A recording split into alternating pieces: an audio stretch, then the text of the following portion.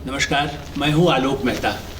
आंखों देखा भारत में इस तरह की कहानियाँ हैं जिस समय हम 71, 72 की बात जिस समय की कर रहे हैं, और आजकल बड़ी चर्चा है कि राजधानी तेलंगाना की बनाने को लेकर के, आंध्रा की राजधानी को लेकर के बड़ा विवाद है।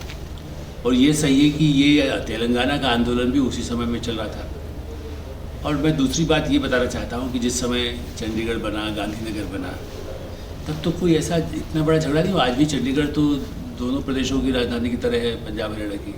लेकिन आंध्रा में तो बड़ा ही ड्रामा चल रहा है। नए जो है मुख्यमंत्री वो कहते भाई 3 राजधानी बना देंगे, उसका अलग विरोध हुआ, फिर से उस फैसले को बदलना पड़ रहा है। लेकिन दिलचस्प है गांधीनगर का, कि उस समय मेरा वहाँ जाना होता था। 70 में अहमदाबाद से गुजरात की राजधानी बनी, और तब गांधीनगर जो नया बना 72-73 में, पहले वहाँ कांग्रेस का एक अधिवेशन भी हुआ। वो गांधीनगर कांग्रेस अधिवेशन बड़ा ऐतिहासिक वो भी माना जाता है, जो गांधी की नगर, इसलिए वो महात्मा गांधी की वजह से गांधीनगर उसका नाम है। यूँ दिल्ली में भी महात्मा गांधी मार्ग है, कस्तूरबा गांधी मार्ग है। आप जयपुर जाएंगे वहाँ भी महात्मा गांधी मार्ग है। गांधी जी के नाम को लेकर के शहर भी बना दिए, बस्तियाँ बसा दी। दिल्ली में गांधीनगर भी एक है। तो लेकिन क्या है, उसका नाम लेंगे MG रोड। महात्मा गांधी को बोलने में कष्ट है।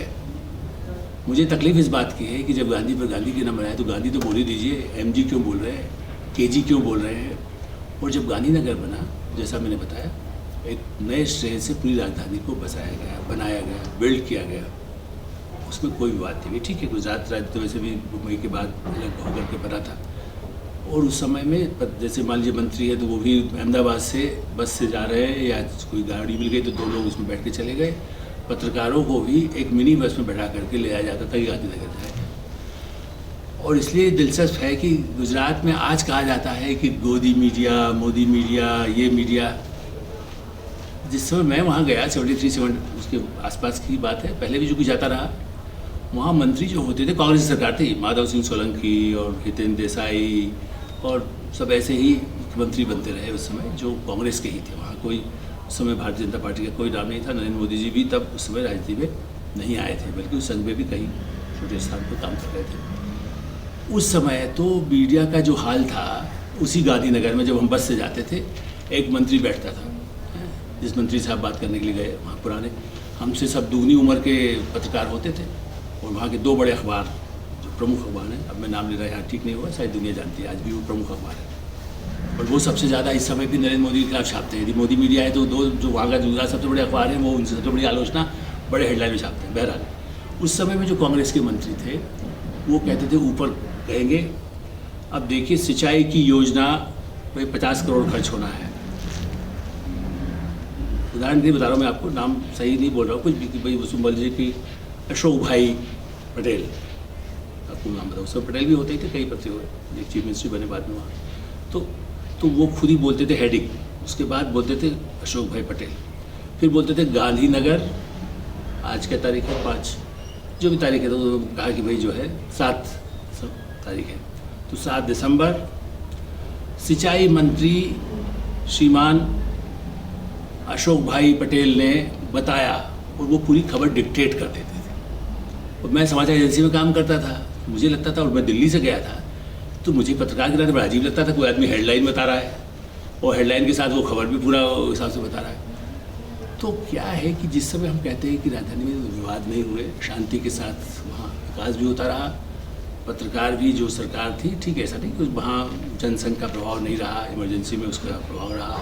नरेंद्र मोदी जी या ऐसे और लोग बाद में जो आंदोलन में आए, भूमिगत रहकर काम किया, प्रतिपक्ष भी वहाँ था। और गांधीनगर, द्वारका, जो कांग्रेस अधिवेशन की मैंने बात की, तो अधिवेशन के बाद हम लोगों को जो 72-73 में हुआ था अधिवेशन, तो वहाँ हमें द्वारका ही ले जाया गया। अब जाके उसी द्वारका से जो सोमनाथ से जो यात्रा निकली, उसी के बाद कांग्रेस का बिल्कुल जो पराभव हुआ है कि वो कांग्रेस उठ नहीं पा रही है। तो मैं आज भी याद करता हूँ वो सोमनाथ द्वारका जब ले जाया गया था कांग्रेस के राज में, कि देखिए वो कितना, तब तो बड़ा ही था, वो तो बीजेपी सरकार नहीं थी। और पत्रकार भी बहुत सारे हमारे साथ जो गए थे, बड़े बुजुर्ग भी, वो सब भी बड़े कांग्रेस विचारधारा वाले लोग थे। मैं तो सिर्फ एक संवाददाता था, यंगेस्ट कहना चाहिए। तो मैं सोचता हूँ कि देखिए ऐसा नहीं है कि वो पार्टी थी तो वो सोमनाथ ले गई तो वो सांप्रदायिक नहीं थी, और आज की पार्टी यदि द्वारका सोमनाथ की बात की या अयोध्या की बात करती तो सांप्रदायिक हो गई। तो 3 राजधानी बना दो एक का। हमारे मध्य प्रदेश में भी शंकरदयाल शर्मा जी भोपाल के मुख्यमंत्री थे, जो बाद में राष्ट्रपति बने, आप सब जानते हैं, कांग्रेस के अध्यक्ष भी रहे।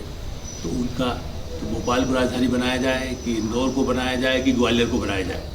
बेचारे रायपुर का नाम तो बहुत दूर था, लेकिन बड़ा उस पर संघर्ष भी होते रहे। और आज जिस बुंदेलखंड की चर्चा करते हैं, पहले तो बुंदेलखंड भी अलग बनाया जाए, ये मांग भी हुई थी। लेकिन बेहतर ये है कि उन आंदोलनों को ऐसा रंग नहीं दिया गया, जबकि बहुत लोकप्रिय नेता होते थे, चाहे छत्तीसगढ़ में शुक्ला बंधु हों, चाहे डॉक्टर शर्मा हों, उसके बाद में भी जो लोग आए और उन प्रदेशों में, उन शहरों के बड़े बड़े नेता निकल करके आए, लेकिन उन्होंने विवाद नहीं किया। आजकल जाति के नाम पर, शहर के नाम पर, राजधानी के नाम पर, अरबों रुपए की संपत्ति के नाम पर जिस तरह के विवाद होते हैं, इसलिए जिस आंखों देखा भारत में हमने देखा कि उस संघर्ष और युद्ध के बाद भी एक समाज को आगे बढ़ाने की सबकी इच्छा होती थी। तो मेरा ऐसा मानना है, जो मैं हर बार कहता हूँ, कि आंखों देखा भारत में अतीत खराब था या अच्छा था, लेकिन उनमें से जो अच्छी बातें हैं उसे कम से कम आगे भी फॉलो किया जा सकता है। धन्यवाद। और मैं समझता हूँ कि इंडिया न्यूज़ पर हम इस तरह की जो बातें आपको बताते हैं आंखों देखा भारत में, अपनी प्रतिक्रिया हो अवश्य बताइए, हमेशा स्वागत है। धन्यवाद, नमस्कार।